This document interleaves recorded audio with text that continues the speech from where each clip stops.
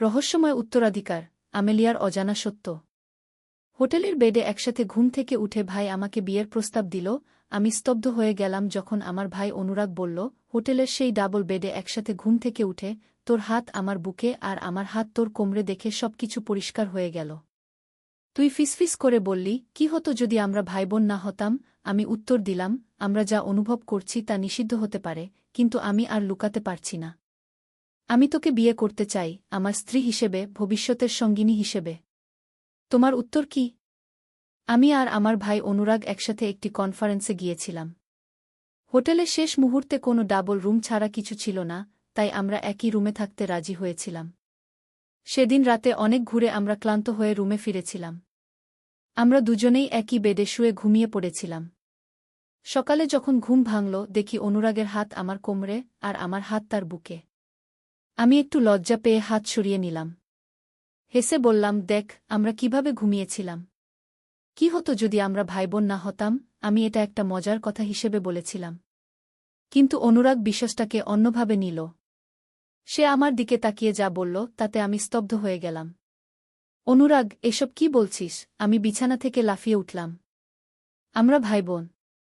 তুই আমাকে বিয়ে করতে চাস? এটা তো অসম্ভব। অসম্ভব নয় অননা। অনুরাগ আমার দিকে হাত বাড়াল।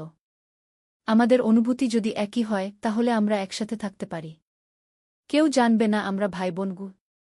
এই গল্পটি সম্পূর্ণ শুনলে আপনাদের পানি অটোমেটিক বের হয়ে যাবে, সো যত দ্রুত সম্ভব হাতের কাছে টিস্যু নিয়ে বসে পড়ো। বিছানার চাদর যেন নষ্ট না হয় সেটা সম্পূর্ণ খেয়াল রাখার অনুরোধ জানিয়ে গল্পটি এখন শুরু করব। তার আগে সর্বশেষ অনুরোধ, দয়া করে এমন পানি বের করার গল্প নিয়মিত শুনতে আমাদের চ্যানেলটি সকলেই সাবস্ক্রাইব করুন। ধন্যবাদ। হ্যালো বন্ধুরা, আমার নাম শ্রাবন্তী রায়। আমার বয়স ৪২ বছর। আমার স্বামীর নাম অনিন্দ রায়, বয়স ৪৫ বছর। আমাদের ২ সন্তান, অর্ণব আর দীপা। অর্ণব ১৯ বছর বয়সী, কলেজে পড়ে। দীপা ১২ বছর বয়সী, স্কুলে যায়। আমি শুরু করছি এক অদ্ভুত ঘটনা দিয়ে, যা আমার জীবনকে চিরতরে বদলে দিয়েছিল। সেদিন সকালে অনুরাগের সেই কথাগুলো শুনে আমি পুরোপুরি হতবাক হয়ে গিয়েছিলাম। আমি কিছুক্ষণ কথা বলতে পারলাম না, জিভ যেন আটকে গিয়েছিল। অনুরাগের চোখে কেমন এক অদ্ভুত চাহনি দেখলাম, যা আমি আগে কখনো দেখিনি। অনন্যা, তুই আমার কথা ভেবে দেখ। অনুরাগ ধীরে ধীরে আমার দিকে এগিয়ে এলো। আমাদের বাবা মা নেই, কেউ জানবে না। আমরা দূর কোথাও চলে যেতে পারি। আমি ওর পাগলামি শুনে ভয় পেয়ে গেলাম। এটা কিভাবে সম্ভব? কেন আমার সঙ্গে এমন হচ্ছে? আমার মনের ভেতর ১০০০ প্রশ্ন ঘুরপাক খাচ্ছিল। তুই কি বলছিস অনুরাগ? আমি চিৎকার করে উঠলাম। আমরা একই রক্তের। এটা ভাবাও যায় না। রক্তের সম্পর্ক? অনুরাগ হঠাৎ অদ্ভুতভাবে হাসতে লাগল। তুই কি বিশ্বাস করিস আমরা আসলেই ভাইবোন? ওর কথা শুনে আমার শরীরে যেন বিদ্যুৎ চমক খেলল। কি মানে? তুই কি বলতে চাইছিস? তোকে একটা কথা বলার সময় এসেছে অনন্যা। অনুরাগ এবার গম্ভীর হয়ে গেল। আমরা আসলে ভাইবোন নই। আমি তখন থমকে গেলাম, যেন কেউ আমার পায়ের নিচের মাটি কেড়ে নিয়েছে। ছোটবেলা থেকেই অনুরাগকে আমার ভাই হিসেবে জেনে এসেছি, এবং হঠাৎ এই কথা। কি বলছিস তুই? মা বাবা আমি কথা শেষ করতে পারলাম না। মা বাবা আমাদের সত্যিটা জানাননি। অনুরাগ আমার হাত ধরে বলল, আমি মাসখানেক আগে একটা চিঠি পেয়েছি। চিঠিটা আমাদের মা আমাকে লিখেছিলেন। তিনি চেয়েছিলেন ওনার মৃত্যুর পর আমি এটা পাই। কি ছিল সেই চিঠিতে? আমার গলা শুকিয়ে এলো। অনন্যা, তুই আসলে আমাদের পরিবারের মেয়ে নস।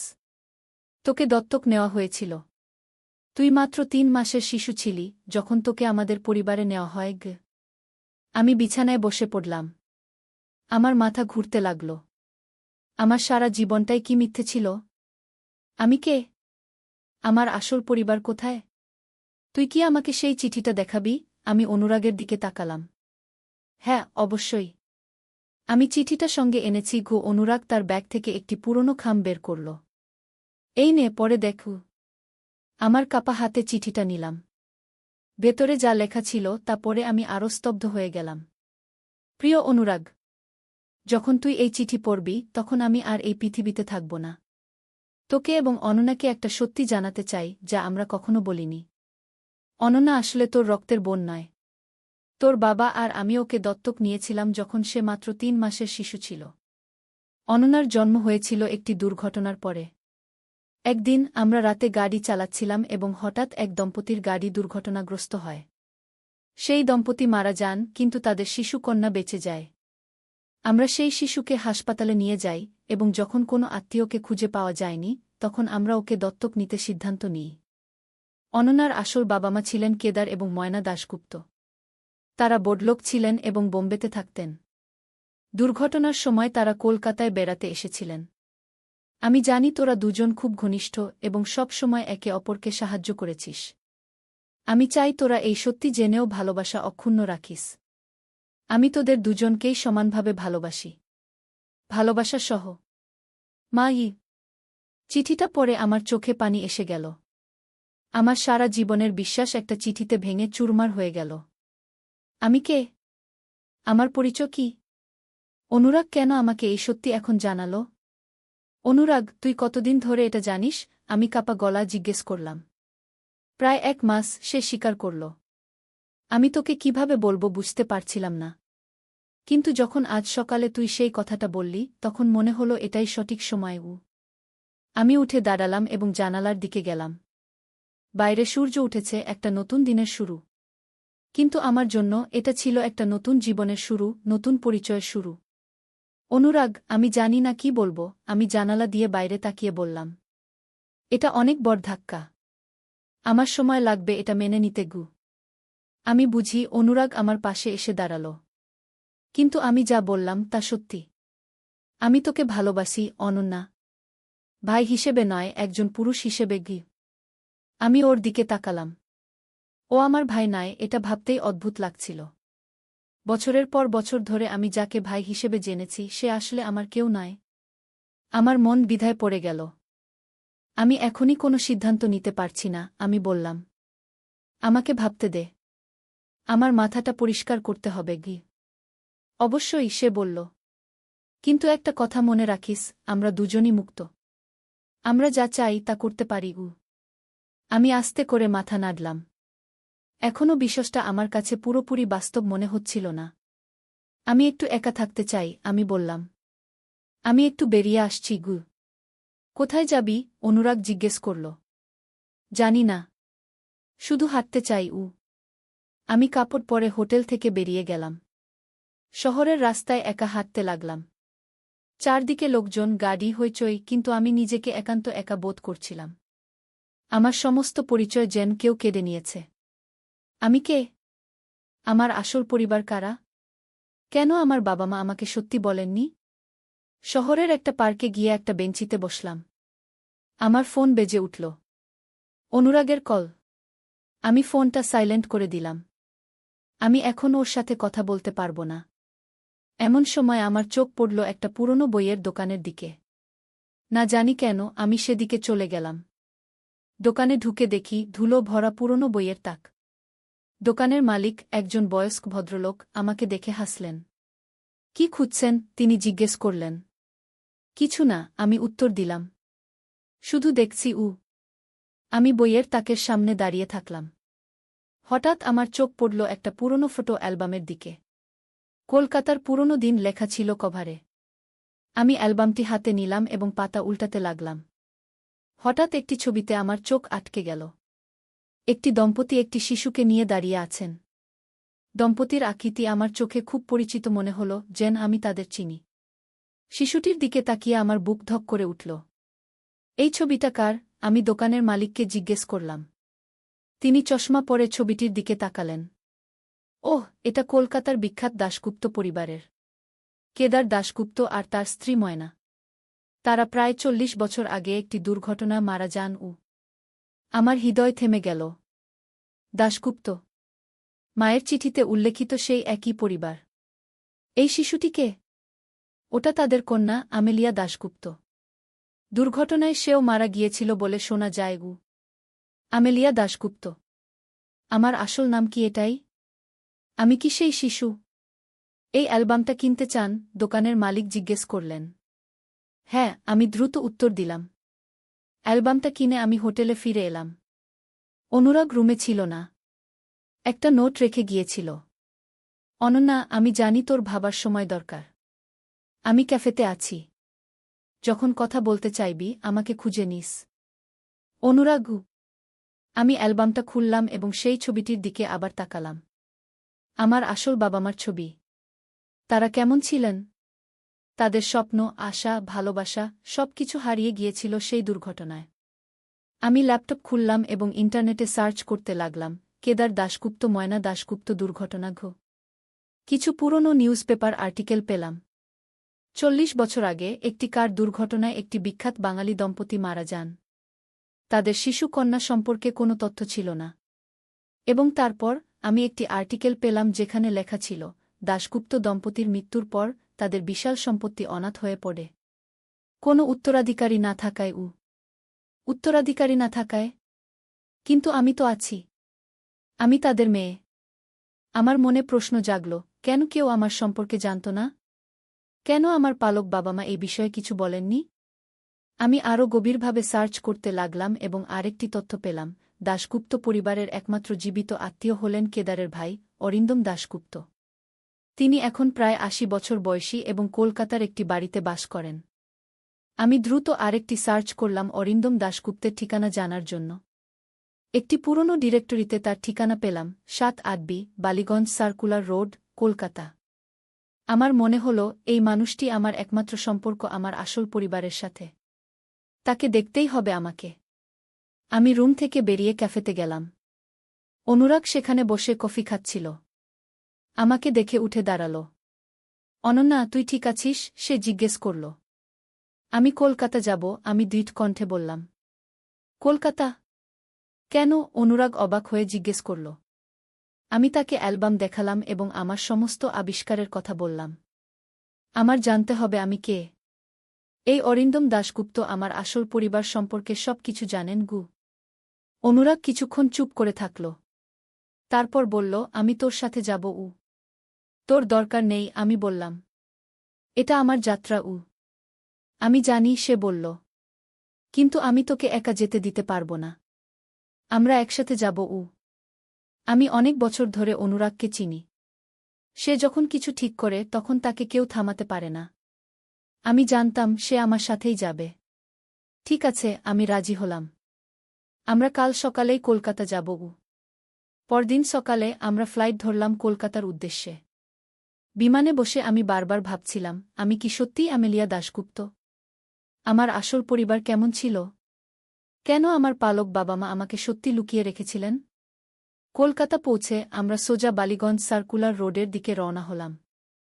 একটা ট্যাক্সি নিয়ে যখন ৭-৮বি নম্বর বাড়ির সামনে পৌঁছালাম, তখন দেখলাম একটা বিশাল পুরনো বাড়ি। এক সময়ে খুব সুন্দর ছিল বোঝা যায়, কিন্তু এখন অবহেলা জীর্ণ হয়ে আছে। গেটে ঘণ্টা বাজালাম। কিছুক্ষণ পর একজন বয়স্ক দারোজান এসে দরজা খুলল। আপনারা কাকে চান? তিনি জিজ্ঞেস করলেন। আমরা অরিন্দম দাশগুপ্তের সাথে দেখা করতে চাই, আমি বললাম। দারোজান আমাদের দিকে সন্দেহজনক চোখে তাকালেন। অরিন্দমবাবু খুব বেশি লোকের সাথে দেখা করেন না। আপনারা কারা? আমি একটু ইতস্তত করলাম। কি বলবো? সত্যি, আমি তার ভাইয়ের মেয়ে হতে পারি। দারোজানের চোখ বড় হয়ে গেল। আপনি কি বলছেন? আমি কেদার আর ময়না দাশগুপ্তের মেয়ে হতে পারি। আমি জানতে এসেছি আমার আসল পরিচয়। দারোজান কিছুক্ষণ আমার দিকে তাকিয়ে থাকলেন। তারপর বললেন, অপেক্ষা করুন, আমি অরিন্দমবাবুকে জানাচ্ছি। আমরা অপেক্ষা করতে লাগলাম। প্রায় ১০ মিনিট পর দারোজান ফিরে এলেন। অরিন্দমবাবু আপনাদের দেখা করতে রাজি হয়েছেন। আসুন। আমরা বাড়ির ভেতরে প্রবেশ করলাম। ভেতরে পুরনো আমলের আসবাবপত্র, বড় ছবি, প্রাচীন কারুকাজে সাজানো দেয়াল। একটা বিশাল ড্রয়িং রুমে আমাদের নিয়ে যাওয়া হল। সেখানে একটি হুইল চেয়ারে বসেছিলেন এক বৃদ্ধ ভদ্রলোক। তার পরনে সাদা ধুতি পাঞ্জাবি, চোখে মোটা চশমা। কে আসছে আমার সাথে দেখা করতে? তিনি প্রশ্ন করলেন। তার গলার স্বর দৃঢ়, কিন্তু বয়সের ছাপ স্পষ্ট। নমস্কার, আমি অনন্যা। আমি এগিয়ে গেলাম। আমি কেদার আর ময়না দাশগুপ্তের মেয়ে হতে পারি। অরিন্দম দাশগুপ্ত আমার দিকে এমনভাবে তাকালেন যেন ভূত দেখেছেন। কি বললে? কেদার আর ময়নার মেয়ে? আমেলিয়া? না, এটা অসম্ভব। আমেলিয়া দুর্ঘটনায় মারা গিয়েছিল। আমি আস্তে করে এগিয়ে গেলাম। আপনার ভাবি ময়না বৌদি আর আপনার ভাই কেদারবাবু দুর্ঘটনায় মারা যান। কিন্তু আমি বেঁচে ছিলাম। আমাকে এক দম্পতি উদ্ধার করেন এবং আমাকে তাদের সন্তান হিসেবে লালনপালন করেন গু। অরিন্দমবাবু আমার দিকে তীক্ষ্ণ দৃষ্টিতে তাকিয়ে রইলেন। তুমি কিভাবে জানলে? আমি তাকে মায়ের চিঠি সম্পর্কে বললাম, অ্যালবামের কথা, আমার খোঁজাখুঁজির কথা। তুমি কি কোনো প্রমাণ দেখাতে পারো যে তুমি আমেলিয়া? তিনি জিজ্ঞেস করলেন। আমার কাছে মায়ের চিঠি আছে। আমি অনুরাগের দিকে তাকালাম, যে চিঠিটা নিয়ে এসেছিল। এবং এই অ্যালবাম, যেখানে কেদারবাবু আর ময়না বৌদির ছবি আছে গু। অরিন্দমবাবু চিঠিটা এবং অ্যালবামটা দেখলেন। তারপর তিনি একটা দীর্ঘশ্বাস ফেললেন। 40 বছর। 40 বছর ধরে আমি ভেবেছি আমার ভাইজের বংশ শেষ হয়ে গিয়েছে। এখন তুমি এসেছ গু। আপনি কি আমাকে আরও কিছু বলতে পারেন আমার বাবা মা সম্পর্কে? আমি জিজ্ঞেস করলাম। অরিন্দমবাবু মাথা নাড়লেন। হ্যাঁ, অবশ্যই। কিন্তু তার আগে আমাকে নিশ্চিত হতে হবে তুমি সত্যিই আমেলিয়া কিনা। আমেলিয়ার ডান হাতের কবজিতে একটা জন্মগত চিহ্ন ছিল, একটা ছোট লাল দাগ, গোলাপের আকৃতির মতো আমি চমকে উঠলাম। আমার ডান হাতের কবজিতে সত্যিই একটা লাল দাগ আছে, যা আমি সারা জীবন ধরে বহন করে আসছি। আমি আস্তে করে আমার শার্টের হাতা উঠালাম এবং সেই দাগটা দেখালাম। অরিন্দমবাবুর চোখ ছলছল করে উঠল।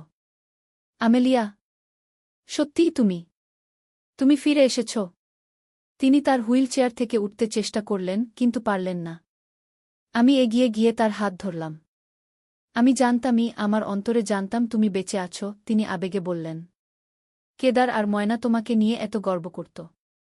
তুমি তাদের একমাত্র সন্তান ছিলে গু। আমার চোখেও পানি এসে গেল।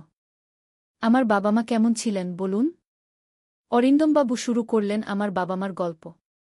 কেদার দাশগুপ্ত ছিলেন একজন বিখ্যাত ব্যবসায়ী, যিনি বাংলার প্রথম বড় চা বাগানের মালিক ছিলেন। ময়না ছিলেন একজন শিক্ষিত, সংস্কৃতিবান মহিলা, যিনি সঙ্গীত এবং চিত্রকলায় পারদর্শী ছিলেন। তাদের বিয়ে হয়েছিল প্রেমের সূত্রে, যা সেই যুগে খুব একটা স্বাভাবিক ছিল না। তোমার জন্মের পর তারা তোমাকে নিয়ে এত খুশি ছিলেন, অরিন্দমবাবু বললেন।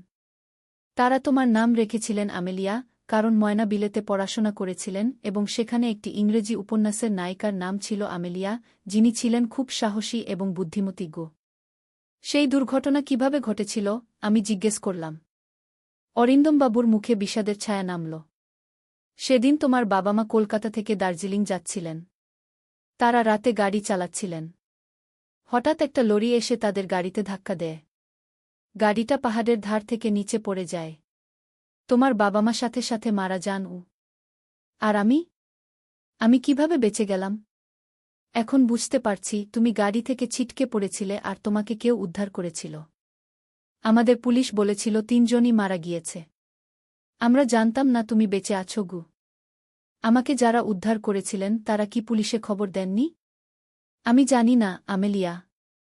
সম্ভবত তারা সরল মনে ভেবেছিলেন তোমার সমস্ত পরিবার মারা গিয়েছে এবং তারা তোমাকে ভালোবেসে নিজেদের সন্তান হিসেবে লালনপালন করেছেন গু। এটা সত্যি। আমার পালক বাবা মা আমাকে খুব ভালোবাসতেন। তাদের কখনো সন্দেহ করিনি। আমার বাবা মার সম্পত্তির কি হয়েছিল? আমি জিজ্ঞেস করলাম। তাদের সম্পত্তির বেশিরভাগ আমি দেখাশোনা করছি, অরিন্দমবাবু বললেন। চা বাগানগুলো, বোম্বেতে থাকা বাড়ি, কলকাতার এই বাড়ি। আমি সবকিছু যত্ন সহকারে রেখেছি, আশায় যে একদিন তোমাকে ফিরে পাব গু। কিন্তু কিভাবে? আপনি কি জানতেন আমি বেঁচে আছি? না, কিন্তু একজন পিতা যেমন তার সন্তানের জন্য কিছু রেখে যায়, আমিও তেমনি আমার ভাইদের সন্তানের জন্য সব রেখেছি। আমি তোমার বাবার একমাত্র ভাই, আমার কর্তব্য ছিল তার সম্পত্তি রক্ষা করা গু। আমার হৃদয় কৃতজ্ঞতায় ভরে গেল। এই বৃদ্ধ মানুষটি 40 বছর ধরে আশায় বসেছিলেন। এবং এখন আমি এসেছি। কি করে প্রমাণ করব যে আমি সত্যিই আমেলিয়া? আমি জিজ্ঞেস করলাম। আমাদের একজন ভালো উকিল আছে, যিনি এই বিষয়ে সাহায্য করতে পারবেন, অরিন্দমবাবু বললেন। ডিএনএ টেস্ট করতে হবে। আমার সাথে তোমার রক্তের সম্পর্ক প্রমাণ হলে তুমি সব কিছুর উত্তরাধিকারী হবে গু। উত্তরাধিকারী? অনুরাগের দিকে তাকালাম। সে চুপচাপ বসে শুনছিল। তার মুখে একটা অদ্ভুত অভিব্যক্তি দেখলাম। আমি টাকা পয়সার জন্য আসিনি, আমি অরিন্দমবাবুকে বললাম। আমি শুধু জানতে চেয়েছিলাম আমি কে, আমার আসল পরিবার কারা গিয়ে। আমি জানি মা, তিনি আমার হাত ধরে বললেন। কিন্তু তুমি দাশগুপ্ত পরিবারের একমাত্র উত্তরাধিকারী। তোমার বাবা মার সম্পত্তি তোমারই প্রাপ্ত। আমরা সেদিন অনেকক্ষণ ধরে কথা বললাম। অরিন্দমবাবু আমাকে তার ফোন নম্বর দিলেন এবং বললেন তিনি উকিলের সাথে যোগাযোগ করবেন। আমরা হোটেলে ফিরে এলাম। তুই কেমন আছিস? অনুরাগ জিজ্ঞেস করল। জানি না, আমি সত্যি উত্তর দিলাম। এত কিছু ঘটে গেল, আমার এখনও বিশ্বাস হচ্ছে না। আমি তোকে একটা কথা বলতে চাই, অনুরাগ গম্ভীর হয়ে বলল। আমি যখন তোকে বললাম যে আমি তোকে ভালোবাসি, ভাই হিসেবে নয়, আমি সত্যি বলেছিলাম। কিন্তু এখন এই নতুন পরিস্থিতিতে কি? আমি অধৈর্য হয়ে জিজ্ঞেস করলাম। তুই এখন একজন ধনী ব্যক্তির উত্তরাধিকারী। সে হাসল। আমি চাই না তুই ভাবিস আমি তোর টাকার জন্য তোকে চাই। আমি হেসে উঠলাম। একটা ভারী বোঝা যেন নেমে গেল আমার বুক থেকে। কি মূর্খের মতো কথা বলছিস, অনুরাগ? আমি তোকে এত বছর ধরে চিনি। আমি যখন অনন্যা ছিলাম তখনও তুই আমাকে ভালোবাসতিস। এখন আমি আমেলিয়া, তাতে কিছু যায় আসে না। অনুরাগ আস্তে করে আমার কাছে এলো। আমি সবসময় তোকে ভালোবেসেছি যেদিন থেকে আমরা বড় হয়েছি। কিন্তু আমাকে মনে হতো এটা ভুল। এখন জানলাম আমাদের ভালোবাসা নিষিদ্ধ নয়। এটা আমাদের ভাগ্য যে আমরা একে অপরকে পেয়েছি। আমি তার দিকে তাকালাম। এই লোকটা, যাকে আমি সারা জীবন ভাই হিসেবে চিনেছি, এখন আমার প্রেমিক। জীবন কত বিচিত্র। আমাদের সামনে একটা নতুন জীবন আছে। আমি বললাম, আমি আমেলিয়া দাশগুপ্ত, কেদার আর ময়না দাশগুপ্তের মেয়ে। এবং আমি তোকে আমার পাশে চাই এই নতুন যাত্রায়। আমি সবসময় তোর পাশে থাকব। অনুরাগ আমার হাত ধরল। পরের কয়েক মাস কঠিন কাজে কেটে গেল। ডিএনএ টেস্ট, আইনি প্রক্রিয়া, কাগজপত্র। অবশেষে আমি আইনিভাবে আমেলিয়া দাশগুপ্ত হিসেবে স্বীকৃতি পেলাম, দাশগুপ্ত এস্টেটের একমাত্র উত্তরাধিকারী। অরিন্দম কাকু, এখন আমি তাকে এভাবেই ডাকি, আমাকে দাশগুপ্ত চা এস্টেটের সমস্ত ব্যবসা সম্পর্কে শিখিয়েছেন। আমি হয়ে উঠেছি সেই বংশের যোগ্য উত্তরাধিকারী। আমি আর অনুরাগ বিয়ে করেছি একটি সাধারণ অনুষ্ঠানে, অরিন্দম কাকুর আশীর্বাদ নিয়ে। আমরা এখন দাশগুপ্ত এস্টেটের প্রধান বাড়িতে থাকি। অরিন্দম কাকু আমাদের সাথে থাকেন। আমার জন্ম পরিবারের শেষ সদস্য, আমার একমাত্র রক্তের সম্পর্ক। এখন যখন আমি এই বাড়ির বারান্দায় দাঁড়িয়ে চায়ের বাগান দেখি, আমি ভাবি আমার এই যাত্রা সম্পর্কে। আমি এখন জানি আমি কে। আমি আমেলিয়া দাশগুপ্ত, একজন হারানো মেয়ে যে ঘরে ফিরে এসেছে। আমার জীবনে এত অজানা রহস্য ছিল, যা এখন উন্মোচিত হয়েছে। অনুরাগকে আমি আগে ভাই হিসেবে ভালোবেসেছি, এখন স্বামী হিসেবে। আমাদের ভালোবাসা এখন আর নিষিদ্ধ নয়। জীবন সত্যিই অদ্ভুত, তাই না? কখনো কখনো আমরা হারিয়ে যাই, আবার কখনো নিজেদের খুঁজে পাই। আর কখনো কখনো আমরা এমন কিছু খুঁজে পাই যা আমরা কল্পনাও করিনি। অরিন্দম কাকু প্রায় বলেন, আমেলিয়া, তোমার মধ্যে তোমার মায়ের চোখ দেখতে পাই। সেই একই দৃঢ়তা, সেই একই সাহস। আমি তার কথায় হাসি। আমার মায়ের মতো হওয়া কি আমার ভাগ্যেই লেখা ছিল? কে জানে। আজ আমি যেখানে দাঁড়িয়ে আছি সেখান থেকে আমার ভবিষ্যৎ উজ্জ্বল দেখাচ্ছে। আমার একটা পরিবার আছে, একটা ঐতিহ্য আছে, একটা পরিচয় আছে। আমি আমেলিয়া দাশগুপ্ত, একজন হারানো মেয়ে যে ঘরে ফিরে এসেছে। আর আমার গল্প এখানেই শেষ নয়, বরং এখান থেকেই শুরু। ঘটনা ও চরিত্র সম্পূর্ণ কাল্পনিক। কারো সাথে কোনো সাদৃশ্য থাকলে তা সম্পূর্ণ অনিচ্ছাকৃত। একদিন আলী সাহেব সোহেলের অফিসে এলেন। সোহেল তাকে দেখে অবাক হয়ে গেল। স্যার, আপনি এখানে? হ্যাঁ সোহেল, তোমার অফিস একবার দেখতে চাইলাম। খুব সুন্দর হয়েছে। আলী সাহেব পুরো অফিস ঘুরে দেখলেন। কর্মচারীদের সাথে কথা বললেন। তারপর সোহেলের রুমে এসে বসলেন। সোহেল, তুমি অনেক দূর এসেছ। মনে আছে 7 বছর আগে তুমি যখন আমার অফিসে প্রথম এসেছিলে চা বানানোর কাজ করতে? হ্যাঁ স্যার, সব মনে আছে। আমি গর্বিত যে আমি তোমাকে একটা সুযোগ দিয়েছিলাম। আর তুমি সেই সুযোগকে কাজে লাগিয়েছ। জানো সফলতার মূল সূত্র কি? কি স্যার? কঠোর পরিশ্রম, সততা আর হাল না ছাড়া। তোমার মধ্যে এই 3টা গুণই আছে। সোহেল চোখে জল নিয়ে বলল, আপনি না থাকলে আজ আমি এখানে পৌঁছাতে পারতাম না স্যার। না সোহেল, আমি শুধু একটা দরজা খুলে দিয়েছিলাম। ভেতরে ঢুকে পথ তৈরি করেছ তুমি নিজে। আলী সাহেব চলে যাওয়ার আগে বললেন, আমার একটা বড় প্রজেক্ট আছে। একটা 20 ফ্লোর বিজনেস টাওয়ার। আমি চাই তুমি এই প্রজেক্টে আমার সাথে পার্টনার হও। 50-50। রাজি? সোহেল অবাক হয়ে গেল। এত বড় প্রজেক্ট? স্যার, আমার কি যথেষ্ট সামর্থ্য আছে? আছে। আমি বিশ্বাস করি। সোহেল রাজি হয়ে গেল। এটা তার জীবনের সবচেয়ে বড় প্রজেক্ট হবে। 50 অধ্যায়, বড় চ্যালেঞ্জ। 20 ফ্লোর বিজনেস টাওয়ারের কাজ শুরু হল। এটা সোহেলের জীবনের সবচেয়ে বড় চ্যালেঞ্জ। প্রজেক্টের বাজেট প্রায় 10 করোড় টাকা। সোহেলকে 5 করোড় টাকা ইনভেস্ট করতে হবে। সোহেল তার সব সঞ্চয়ে, ব্যাংক লোন আর কিছু ইনভেস্টর থেকে টাকা জোগাড় করল। এটা একটা বিশাল ঝুঁকি। যদি প্রজেক্ট ব্যর্থ হয়, সব শেষ। মিনা চিন্তিত ছিল। সোহেল, এত বড় ঝুঁকি নেওয়া ঠিক হবে? মিনা, জীবনে বড় কিছু করতে হলে ঝুঁকি নিতে হয়। আমি এই সুযোগ হাতছাড়া করতে চাই না। কিন্তু যদি কিছু ভুল হয়? ভুল হবে না। আমি আলী সাহেবের সাথে আছি। উনি আমাকে গাইড করবেন। প্রজেক্ট শুরু হল। প্রথম 6 মাস সব ভালোই চলছিল। কাজ সময়মতো হচ্ছে, বাজেট ঠিক আছে। কিন্তু 7 মাসের মাথায় একটা বড় সমস্যা দেখা দিল। একজন প্রধান ইনভেস্টর হঠাৎ তার টাকা ফেরত চাইলেন। তিনি অন্য একটা জরুরি কাজে টাকা লাগবে বলে জানালেন। 1 করোড় টাকা ফেরত দিতে হবে। সোহেল বিপদে পড়ে গেল। 1 করোড় টাকা এখন কোথায় পাবে? প্রজেক্টে সব টাকা ঢেলে দিয়েছে। সে আলী সাহেবের সাথে কথা বলল। আলী সাহেব বললেন, চিন্তা করো না, আমি ব্যবস্থা করছি। কিন্তু আলী সাহেবও বড় একটা প্রজেক্টে আটকে আছেন।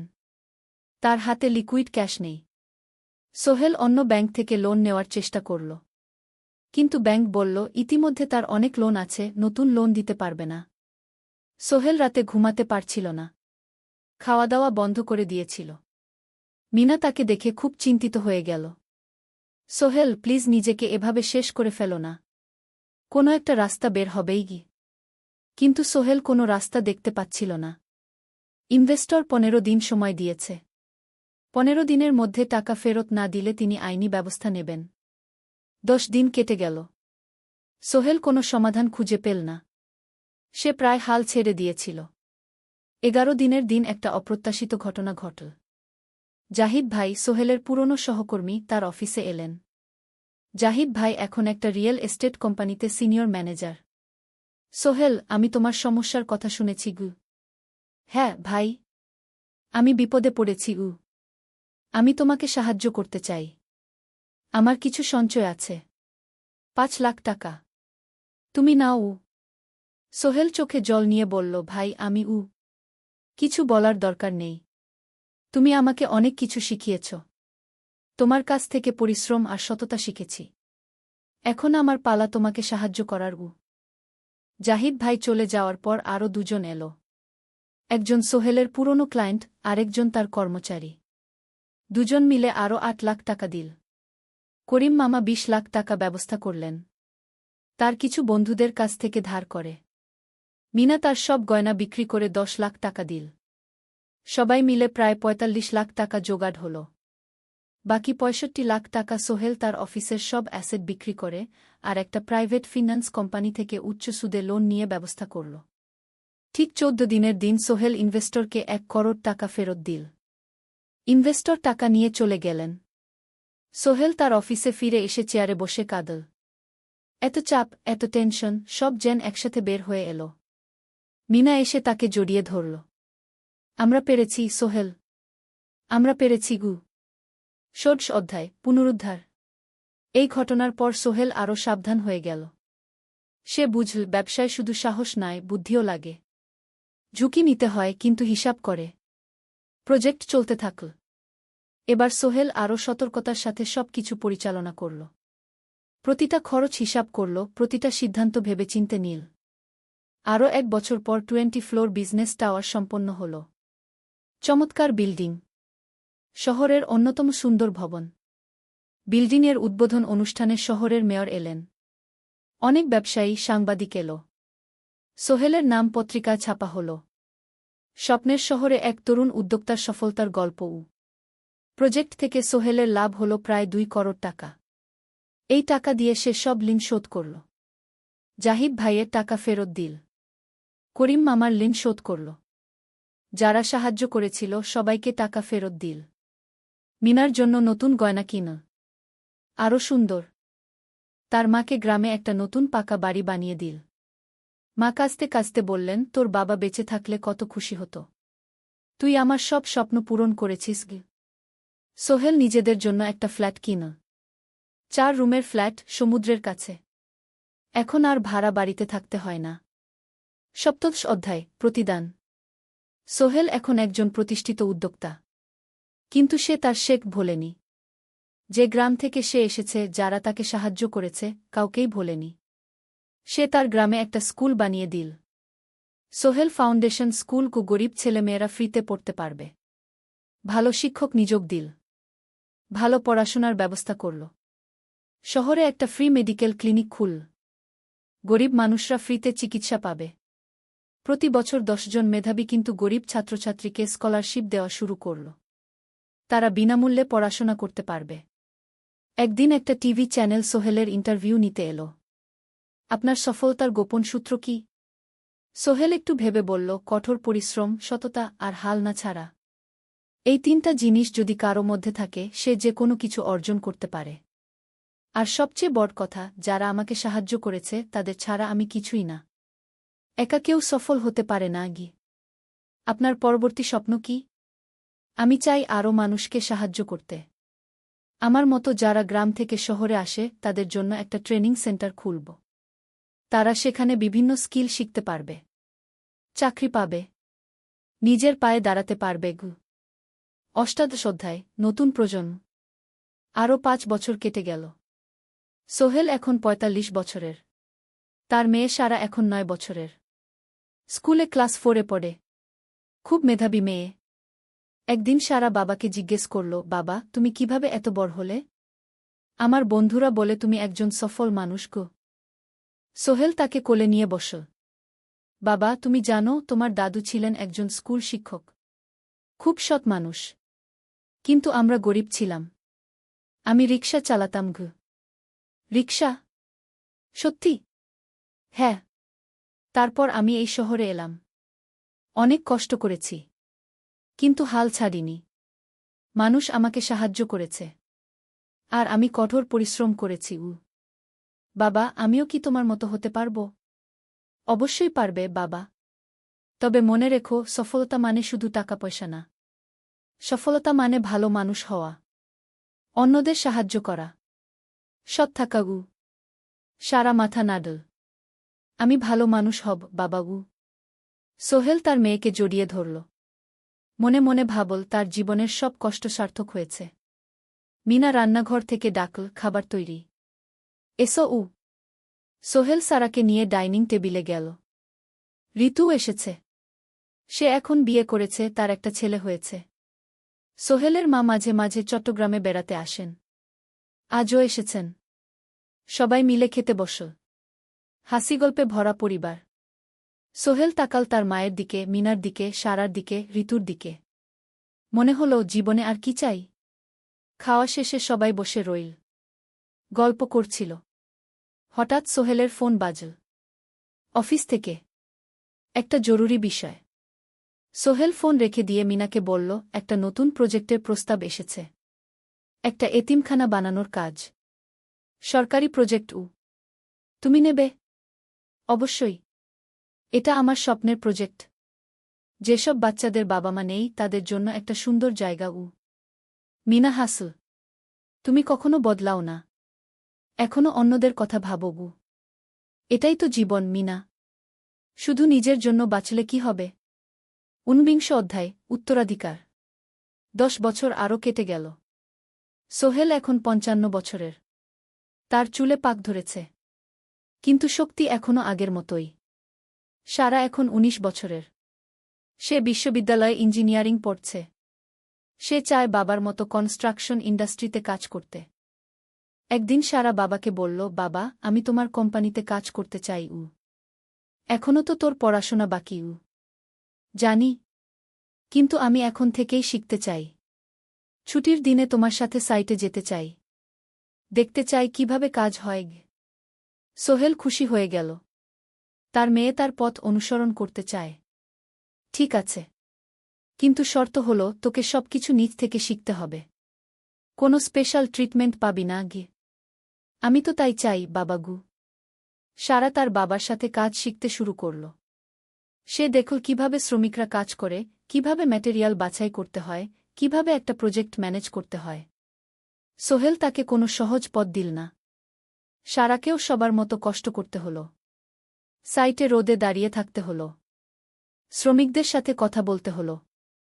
কিন্তু সারা হাল ছাড়ল না। সে তার বাবার মেয়ে। পরিশ্রম করতে জানে। 3 বছর পর সারা গ্রাজুয়েট হল। সে সোহেলের কোম্পানিতে জুনিয়র প্রজেক্ট ম্যানেজার হিসেবে যোগ দিল। সোহেল ধীরে ধীরে সারাকে বড় দায়িত্ব দিতে শুরু করল। সারা তার বাবার মতোই সৎ, পরিশ্রমী। 20 অধ্যায়, সমাপ্তি নয়, নতুন শুরু। আরও 5 বছর পর সোহেল এখন 60 বছরের। সে সিদ্ধান্ত নিল, এবার অবসর নেওয়ার সময় এসেছে। কোম্পানির দায়িত্ব সারাকে দেবে। একটা অনুষ্ঠান করা হল। সোহেল আনুষ্ঠানিকভাবে কোম্পানির চেয়ারম্যান পদ থেকে অবসর নিল। সারা হল নতুন ম্যানেজিং ডিরেক্টর। সোহেল তার বক্তব্যে বলল, আমি যখন এই শহরে এসেছিলাম আমার পকেটে ছিল মাত্র 5,000 টাকা। একটা ছোট্ট ব্যাগ। আর অনেক স্বপ্ন। আজ 40 বছর পর আমি পেছনে ফিরে তাকাই, দেখি একটা দীর্ঘ পথ। সেই পথে অনেক কষ্ট ছিল, অনেক বাধা ছিল। কিন্তু ছিল অনেক ভালোবাসাও। অনেক মানুষের সাহায্যও। আমি বিশ্বাস করি সফলতা একা আসে না। এটা আসে অনেক মানুষের সমর্থন, ভালোবাসা আর বিশ্বাস নিয়ে। আমি যা কিছু অর্জন করেছি তা আমার একার না। এটা আমার পরিবারের, আমার কর্মচারীদের, আমার বন্ধুদের, সবার। আজ আমি আমার মেয়ে সারার হাতে এই দায়িত্ব তুলে দিচ্ছি। আমি জানি সে আমার চেয়ে ভালো করবে। কারণ সে শিখেছে আমার ভুল থেকে, আমার অভিজ্ঞতা থেকে। অনুষ্ঠান শেষ হল। সবাই চলে গেল। সোহেল আর মিনা অফিসে একা দাঁড়িয়ে রইল। মিনা, মনে আছে আমরা প্রথম কখন দেখা হয়েছিলাম? হ্যাঁ, তোমার সেই ছোট্ট মুদি দোকানে। তুমি বিস্কুট কিনতে এসেছিলে। কে ভেবেছিল সেই দিন থেকে আমাদের এই পর্যস্বপ্নের শহর। প্রথম অধ্যায়, যাত্রা শুরু। সকাল 7টা বেজে গেছে। ঢাকার কমলাপুর রেলস্টেশনে মানুষের ভিড়। চারদিকে চা বিস্কুট বিক্রেতাদের চিৎকার, ট্রেনের হর্ন আর যাত্রীদের কোলাহল। এই বিশাল ভিড়ের মধ্যে একটা ছোট্ট ব্যাগ হাতে দাঁড়িয়ে আছে সোহেল। বয়স মাত্র 22। গায়ের রং শ্যামলা, চোখে স্বপ্নের ঝিলিক। ভাইজা, চট্টগ্রামের টিকিট আছে? সোহেল টিকিট কাউন্টারের সামনে দাঁড়িয়ে জিজ্ঞেস করল। আছে। 3 টাকা। কাউন্টারের লোকটা উত্তর দিল। সোহেল তার পকেট থেকে টাকা বের করল। মোট 5,000 টাকা। এই টাকা সে জমিয়েছে গত 3 বছরে রিকশা চালিয়ে। তার স্বপ্ন ছিল চট্টগ্রাম গিয়ে একটা ভালো চাকরি পাওয়া। গ্রামে আর থাকতে চায় না সে। বাবা মারা গেছেন 10 বছর আগে। মা আর ছোট বোন ঋতুকে নিয়ে সংসার চালাচ্ছিল রিকশা চালিয়ে। কিন্তু এভাবে তো আর সারা জীবন চলবে না। টিকিট কেটে সোহেল প্ল্যাটফর্মে এলো। ট্রেন ছাড়বে আর মাত্র 15 মিনিট পরে। সে একটা বেঞ্চে বসে পড়ল। ব্যাগটা বুকের কাছে চেপে ধরল। এই ব্যাগে আছে তার সব সম্পদ, কিছু কাপড়, একটা ছোট্ট ফটো ফ্রেমে বাবা মায়ের ছবি, আর কিছু টাকা। কোথায় যাচ্ছেন? পাশে বসা একজন বয়স্ক মানুষ জিজ্ঞেস করলেন। চট্টগ্রাম কাকা। চাকরি খুঁজতে যাচ্ছি। কে? সোহেল বিনয়ের সাথে উত্তর দিল। ভালো। তবে শহরে সাবধানে থাকবেন। শহর মানে অনেক সুযোগ, কিন্তু অনেক ফাঁদও আছে। বয়স্ক লোকটা বললেন। সোহেল মাথা নাড়ল। সে জানে শহরের জীবন সহজ না। কিন্তু তার কোনো বিকল্প নেই। গ্রামে রিকশা চালিয়ে মাসে 3,500 টাকা আয় হতো। তার মধ্যে সংসার চালাতে হতো, বোনের স্কুলের খরচ দিতে হতো, মায়ের ওষুধের খরচ দিতে হতো। কিছুই বাঁচত না। আর এই জীবন থেকে বেরোনোর একটাই পথ, শহরে গিয়ে ভালো কাজ খুঁজে নেওয়া। সোহেল মনে মনে ভাবল তার বাবার কথা। বাবা ছিলেন একজন স্কুল শিক্ষক। খুব সৎ মানুষ ছিলেন। সবসময় বলতেন, সোহেল, তুই লেখাপড়া শিখে বড় মানুষ হবি। আমাদের পরিবারে আর কেউ বড় চাকরি করেনি। তুই করবি। কিন্তু বাবা যখন মারা গেলেন তখন সোহেল মাত্র এসএসসি পরীক্ষা দিয়েছে। ফলাফল ভালো হয়েছিল, জিপিএ অর্ধচতু। কিন্তু বাবার মৃত্যুর পর আর পড়া হল না। পরিবারের দায়িত্ব নিতে হল। ট্রেন ছাড়ল। সোহেল জানালার পাশে বসে বাইরে তাকাল। ধানক্ষেত, নদী, ছোট ছোট গ্রাম, সব পেছনে ফেলে ট্রেন এগিয়ে চল। সোহেলের মনে হল সে যেন তার পুরনো জীবনটাকেও পেছনে ফেলে আসছে। ট্রেনে একজন হকার এসে চা বিক্রি করছিল। সোহেল একটা চা কিনল। 10 টাকা। চা খেতে খেতে সে ভাবছিল, চট্টগ্রাম পৌঁছে কি হবে? করিম মামা তাকে সাহায্য করবেন তো?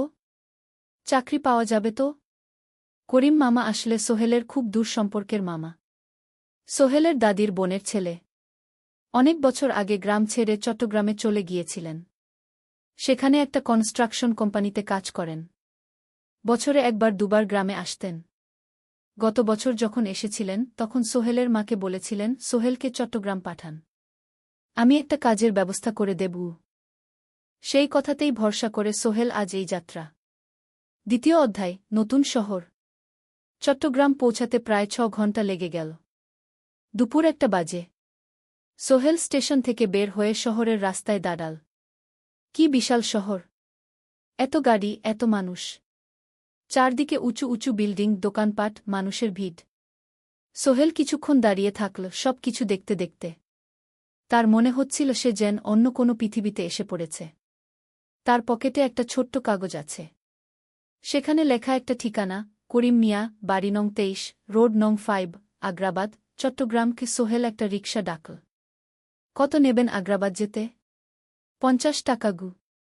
সোহেল রিকশায় উঠল। রাস্তার দুধারে দোকান, মার্কেট, অফিস, সব কিছু দেখতে দেখতে সে অবাক হয়ে গেল। এত বড় শহর, এত কিছু! গ্রামের সেই ছোট্ট বাজারের সাথে কোনো তুলনাই হয় না। প্রায় আধা ঘণ্টা পর রিকশা একটা পুরনো বাড়ির সামনে থামল। 3 তলা বাড়ি, কিন্তু রং উঠে গেছে। সিঁড়ি দিয়ে উঠে 3য় তলায় করিম মামার ফ্ল্যাটে নক করল। দরজা খুলল এক মধ্যবয়সী মহিলা। কে? আসসালামু আলাইকুম আপা। আমি সোহেল। নোয়াখালীর গ্রাম থেকে এসেছি। করিম মামা বাড়িতে আছেন? মহিলা তাকে মাথা থেকে পা পর্যন্ত দেখল। করিম তো অফিসে গেছে। তুমি কে? কোথা থেকে এসেছ? সোহেল সব খুলে বলল।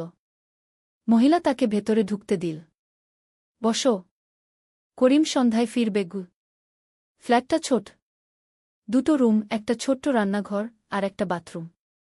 কিন্তু সোহেলের কাছে খুব সুন্দর লাগল। গ্রামের সেই টিনের ঘরের চেয়ে তো অনেক ভালো। মহিলা তার নাম জানাল, সালমা। করিম মামার স্ত্রী। তাদের 2টো ছেলে, একজন ক্লাস 8-এ পড়ে, আরেকজন ক্লাস 5-এ। খেয়েছ? সালমা আপা জিজ্ঞেস করল। না আপা গু। অপেক্ষা করো। ভাত আছে, মাছ আছে। খাও। সোহেল প্রথমে রাজি হতে চাইল না। কিন্তু খুব খিদে পেয়েছিল। সকাল থেকে শুধু একটা চা আর বিস্কুট খেয়েছে। খাওয়া দাওয়ার পর সোহেল বসে রইল। সালমা আপা তাকে গল্প করতে লাগল। তোমার মা কেমন আছেন? তোমার বোন? ভালো আছে আপা। মার একটু গেটে বাত আছে। ওষুধ খাচ্ছেন। বোন স্কুলে পড়ে কু। তুমি কি করতে চাও এখানে? চাকরি খুঁজছি আপা। যে কোনো কাজ করব। বাসায় মা আর বোনকে টাকা পাঠাতে হবে। সালমা আপা মাথা নাড়ল। করিম তোমার জন্য কিছু একটা করবে। সে ভালো মানুষ গ। সারাদিন অপেক্ষা করু সোহেল। সন্ধ্যা 6টায় করিম মামা ফিরলেন। 50-এর কাছাকাছি বয়স, কালো রঙের প্যান্ট শার্ট পরা, হাতে একটা ব্যাগ। আরে সোহেল, কবে এলি? করিম মামা খুশি হয়ে বললেন। আজ সকালে মামা গু। করিম মামা তাকে জড়িয়ে ধরলেন। অনেকদিন পর দেখলাম। কেমন আছিস? ভালো আছি মামা গি। ভালো করেছিস এসে। এখানে অনেক সুযোগ আছে। তোর জন্য একটা কাজের ব্যবস্থা করে দেব। তবে প্রথমে কয়েকদিন এখানে থাক। শহরটা একটু চিনে নে। তারপর কাজে যোগ দিবি। সোহেলের মনে আসার আলো জ্বল। সে ভাবল হয়তো তার ভাগ্য এবার পাল্টাবে। 3য় অধ্যায়, প্রথম চাকরি। 1 সপ্তাহ পরে করিম মামা সোহেলকে তার কোম্পানিতে নিয়ে গেলেন। কোম্পানির নাম আলামিন কনস্ট্রাকশন। অফিসটা শহরের কেন্দ্রে 5 তলা একটা বিল্ডিংয়ের দোতলায়। মালিক আলী সাহেব। 50-এর কাছাকাছি বয়স, মোটা চেহারা, চোখে সোনার ফ্রেমের চশমা। বড়লোক মানুষ, কিন্তু খুব কড়া। এই ছেলেটাকে কি কাজে লাগাবেন? আলী সাহেব করিম মামাকে জিজ্ঞেস করলেন। স্যার, ও আমার আত্মীয়। গ্রাম থেকে এসেছে। খুব পরিশ্রমী। যে কোনো কাজে লাগাতে পারেন উ। আলী সাহেব সোহেলের দিকে তাকালেন। তুমি কি পড়েছ? Sir, SSC pass. জিপিএ অর্ধচতু উ। হুম। ভালো। কম্পিউটার চালাতে পারো? না স্যার, পারি না। কিন্তু শিখতে চাই উ। আলী সাহেব একটু ভাবলেন। ঠিক আছে। তোমাকে অফিসের কাজে রাখব। ফাইল গুছানো, চা বানানো, কাগজপত্র নিয়ে যাওয়া না এসব। মাসে ৫,০০০ টাকা। রাজি আছো? জি স্যার। সোহেল খুশি হয়ে গেল। ৫,০০০ টাকা। রিকশা চালিয়ে ৩,৫০০ পেত। এখানে ৫,০০০। কাজ শুরু হলো পরদিন থেকে। সকাল ৮টায় অফিসে যেতে হয়, ফিরতে হয় সন্ধ্যা ৭টায়। প্রথম দিন সোহেল ঘুম থেকে উঠল ভোর ৫টায়। তৈরি হয়ে ৭:৩০টায় অফিসের উদ্দেশ্যে বের হল। করিম মামার বাড়ি থেকে অফিস প্রায় ৫ কিলোমিটার। বাসে যেতে হয়। অফিসে পৌঁছে সোহেল দেখল সেই প্রথম আলী সাহেব এখনও আসেননি। অফিস খোলা ছিল না। ৮-১০ মিনিট পর একজন লোক এসে অফিস খুল। তুমি নতুন? জি। আমি সোহেল গু। আমি জাহিদ, অ্যাসিস্ট্যান্ট ম্যানেজার। এসো উ। জাহিদ ভাই সোহেলকে সব কিছু দেখাল। অফিসে মোট ৬ জন কর্মচারী। ২ জন ইঞ্জিনিয়ার, একজন অ্যাকাউন্ট্যান্ট, একজন অ্যাসিস্ট্যান্ট ম্যানেজার, জাহিদ ভাই, একজন রিসেপশনিস্ট, আর এখন সোহেল। সোহেলের কাজ শুরু হলো চা বানানো দিয়ে। তারপর অফিস পরিষ্কার করা, ফাইল গুছানো, কাগজপত্র এক জায়গা থেকে আরেক জায়গায় নিয়ে যাওয়া। কাজ কঠিন না, কিন্তু সারাদিন দৌড়ঝাঁপ করতে হয়। দুপুরে খাবারের জন্য আধা ঘণ্টা বিরতি। সোহেল একটা ছোট হোটেলে গিয়ে ভাতডাল তরকারি খেল। ৫০ টাকা। সন্ধ্যায় অফিস বন্ধ হল। সোহেল ক্লান্ত হয়ে বাসায় ফিরল। কেমন লাগল প্রথম দিন? করিম মামা জিজ্ঞেস করলেন। ভালো মামা। অনেক কিছু শিখলাম ঘ। প্রথম মাসের শেষে সোহেল বেতন পেল ৫,০০০ টাকা। সে ৩,০০০ টাকা মাকে পাঠাল। মা ফোনে কাঁদতে লাগলেন। আল্লাহ তোকে ভালো রাখুক সোহেল উ। সোহেলের চোখেও জল এল। তার মনে হল সে একটা বড় কাজ করতে পেরেছে। চতুর্থ অধ্যায়, শহরের জীবন। ৩ মাস কেটে গেল। সোহেল এখন শহরের সাথে মিশে গেছে। প্রতিদিন অফিসে যাওয়া আসার পথে সে দেখে হাজারো মানুষের জীবন। কেউ সফল, কেউ ব্যর্থ। কিন্তু সবাই চলছে নিজের পথে। সোহেল অফিসের কাজের পাশাপাশি কম্পিউটার শেখার চেষ্টা করছে। অফিসে একটা কম্পিউটার আছে।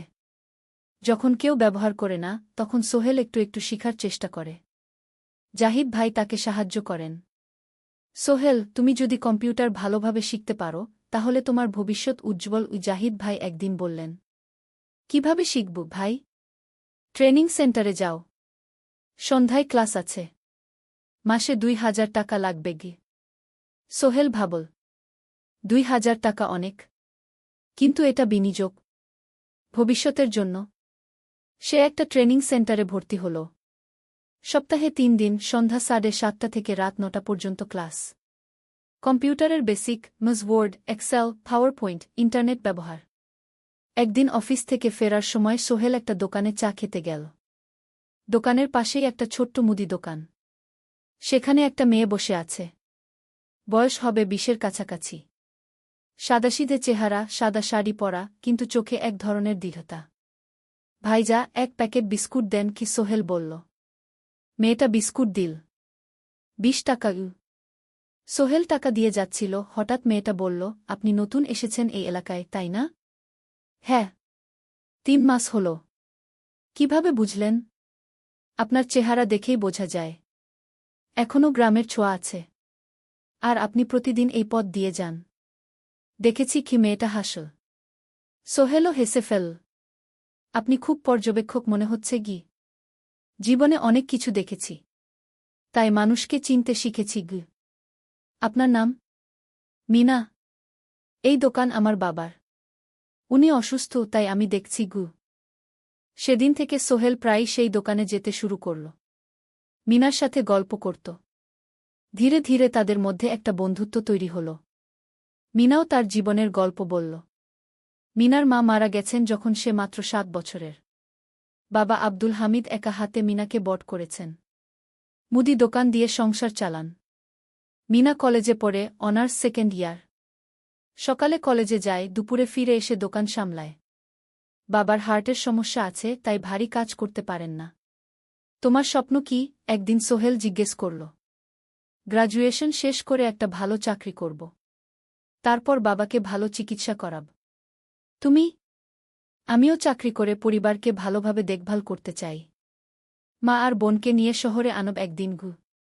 দুজনেই নিজেদের স্বপ্নের কথা বলতে গিয়ে বুঝল তাদের স্বপ্ন অনেকটা একই রকম। পঞ্চম অধ্যায়, বিপদ। ৬ মাস কেটে গেল। সোহেল এখন আলী সাহেবের খুব প্রিয় কর্মচারী। সে শুধু চাবিস্কুট দেওয়ার কাজই করে না, এখন কম্পিউটারেও কিছু কাজ শিখেছে। ছোটখাটো টাইপিং, ডেটা এন্ট্রি এসব করতে পারে। আলী সাহেব খুশি হয়ে তার বেতন বাড়িয়ে ৮,০০০ টাকা করে দিয়েছেন। একদিন রাতে সোহেল অফিস থেকে ফিরছিল। সেদিন একটু দেরি হয়ে গেছে। রাত প্রায় ৯টা। সাধারণত সোহেল সন্ধ্যা ৭:৩০টায় ফিরে। কিন্তু সেদিন অফিসে একটা জরুরি কাজ ছিল। বাস থেকে নেমে সোহেল বাড়ির দিকে হাঁটছিল। হঠাৎ একটা অন্ধকার গলিতে ৩ জন লোক তাকে ঘিরে ধরল। তাদের চেহারা দেখেই বোঝা যাচ্ছিল ভালো উদ্দেশ্য নিয়ে আসেনি। টাকা দে, তাড়াতাড়ি, একজন বলল। তার হাতে একটা ছুরি। সোহেল ভয় পেয়ে গেল। ভাই, আমার কাছে খুব কম টাকা আছে। যা আছে দে, তাড়াতাড়ি করো। সোহেল কাঁপতে কাঁপতে তার পকেট থেকে ৫ টাকা বের করে দিল। এই টাকা দিয়ে সে বাজার করবে ভেবেছিল। কিন্তু ছিনতাইকারীরা সন্তুষ্ট হল না। শুধু ৫ টাকা? তোর ব্যাগে কি আছে? তারা সোহেলের ব্যাগ কেড়ে নিল। ব্যাগে ছিল তার মোবাইল, কম্পিউটার ট্রেনিং সেন্টারের সার্টিফিকেট আর কিছু গুরুত্বপূর্ণ কাগজপত্র। না ভাই, ব্যাগটা ফেরত দেন। ওতে আমার জরুরি জিনিস আছে। মোবাইল নিয়ে নেন, কিন্তু ব্যাগটা দেন। কিন্তু ওরা শুনল না। একজন সোহেলকে জোরে ধাক্কা দিল। সোহেল পড়ে গেল। মাথা রাস্তার কংক্রিটে ধাক্কা লেগে গেল। রক্ত বের হল। ৩ জন দৌড়ে পালিয়ে গেল। কিছুক্ষণ সোহেল অজ্ঞান হয়ে পড়ে রইল। তারপর ধীরে ধীরে জ্ঞান ফিরল। মাথায় প্রচণ্ড ব্যথা। সে উঠে দাঁড়ানোর চেষ্টা করল, কিন্তু মাথা ঘুরছিল। কোনোমতে একটা দেয়াল ধরে দাঁড়াল। একজন পথচারী তাকে দেখে থামল। কি হয়েছে ভাই? ছিনতাই হয়েছে কি?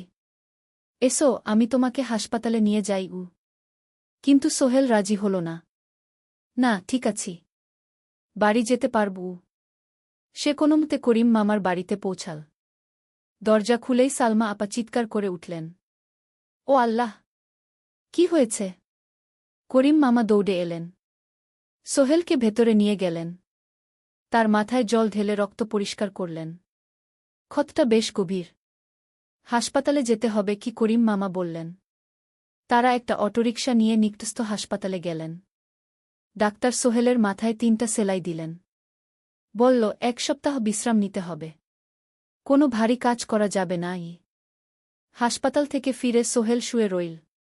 তার মনে হচ্ছিল সবকিছু শেষ হয়ে গেছে। মোবাইল চলে গেছে, গুরুত্বপূর্ণ কাগজপত্র চলে গেছে। এখন ১ সপ্তাহ অফিস করতে পারবে না। পরদিন সকালে করিম মামা আলী সাহেবকে ফোন করে সব জানালেন।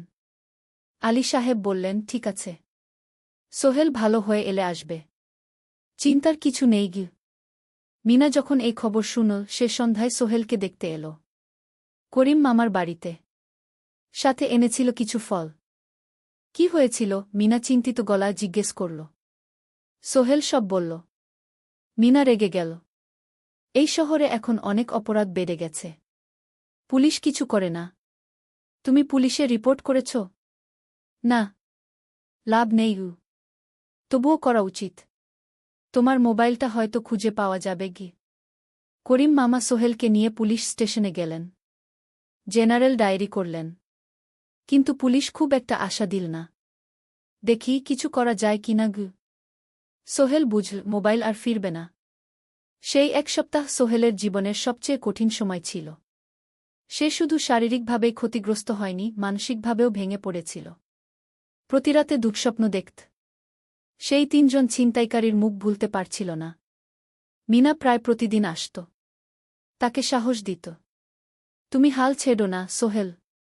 জীবনে এরকম খারাপ সময় আসে, কিন্তু এটা কাটিয়ে ওঠাই হলো আসল বীরত্ব। সোহেলের মা গ্রাম থেকে ফোন করতেন, করিম মামার মোবাইল থেকে। তুই ভালো আছিস তো? সোহেল মাকে সব সত্যি বলেনি, শুধু বলেছে, হ্যাঁ মা, ভালো আছি। একটু জ্বর হয়েছিল, এখন ভালো।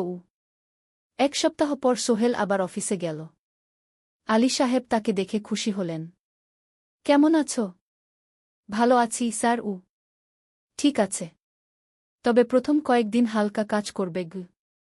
সোহেল আবার কাজে মন দিল, কিন্তু একটা জিনিস তাকে খুব কষ্ট দিচ্ছিল, তার মোবাইল নেই। মায়ের সাথে কথা বলতে পারছে না নিয়মিত।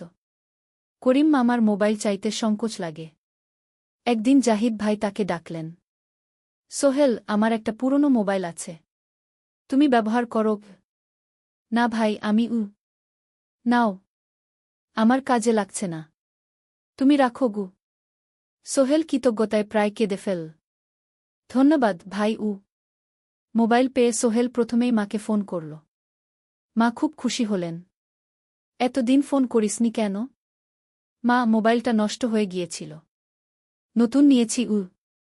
মায়ের গলায় স্বস্তি ফুটে উঠল। ষষ্ঠ অধ্যায়, নতুন সুযোগ।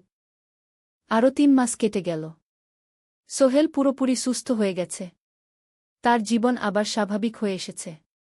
সে এখন কম্পিউটার ট্রেনিং শেষ করেছে, সার্টিফিকেট পেয়েছে। কিন্তু একটা ঘটনা তার জীবনে বড় পরিবর্তন নিয়ে এলো। একদিন সকালে আলী সাহেব তাকে ডাকলেন।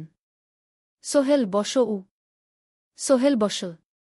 মনে একটু ভয় লাগছিল। আলী সাহেব কি তাকে বকবেন? সোহেল, তুমি তো এখন কম্পিউটার চালাতে পারো? জি স্যার, একটু একটু শিখেছি। ভালো, আমি তোমার কাজ দেখছি। তুমি খুব পরিশ্রমী আর সৎ। আমাদের কোম্পানিতে এরকম মানুষের দরকার। সোহেল কিছু বুঝতে পারছিল না। আমি তোমাকে একটা সুযোগ দিতে চাই। আমাদের কোম্পানি একটা ট্রেনিং প্রোগ্রাম চালু করছে নতুন কর্মচারীদের জন্য। 6 মাসের কোর্স। কম্পিউটার, অ্যাকাউন্টিং, ভবন নির্মাণের হিসাব নিকাশ, প্রজেক্ট ম্যানেজমেন্ট সব শিখবে। কোম্পানি সব খরচ দেবে। ট্রেনিংয়ের সময় তোমার বেতনও চলবে। রাজি আছো? সোহেল বিশ্বাস করতে পারছিল না। স্যার, সত্যি? আমাকে এত বড় সুযোগ দিচ্ছেন? হ্যাঁ। তুমি ভালো ছেলে, পরিশ্রমী। আমি তোমাকে এগিয়ে দিতে চাই। ভবিষ্যতে তুমি এই কোম্পানির একজন গুরুত্বপূর্ণ কর্মচারী হবে। সোহেল কৃতজ্ঞতায় প্রায় কেঁদে ফেল। ধন্যবাদ স্যার, আমি কঠোর পরিশ্রম করব। আমি জানি। সেদিন সন্ধ্যায় সোহেল মিনার দোকানে গেল। মিনাকে খবরটা দিল। মিনা খুব খুশি হল। তার চোখে জল এসে গেল। তুমি পারবে সোহেল, আমি জানি। সোহেল তার মা আর বোনকেও ফোন করে খবরটা দিল। মা কাঁদতে লাগলেন।